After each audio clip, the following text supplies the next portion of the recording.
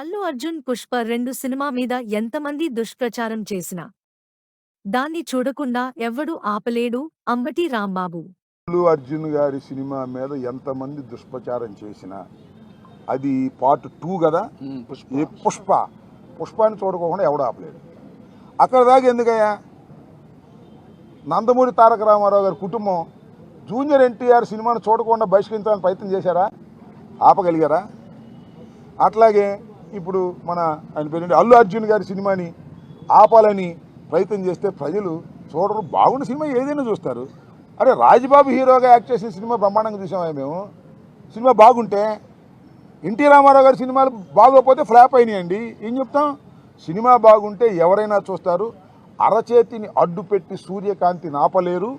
అదేవిధంగా ఇలాంటి ఎదవపోకళ్ళు పోయి సినిమాని ఆపలేరు అని మరొకసారి నిరూపించేటటువంటి కార్యక్రమం వస్తుంది.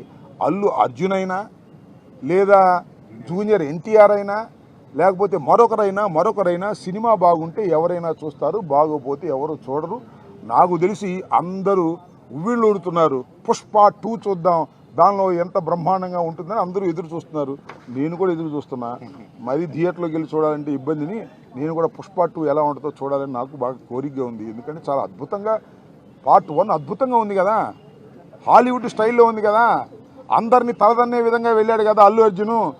అందువల్ల బాగా జలసిగా ఉంది కొంతమందికి. మీ జలసి వల్ల మీ కడుపులు పుచ్చిపోతాయి, గుర్తుపెట్టుకోండి.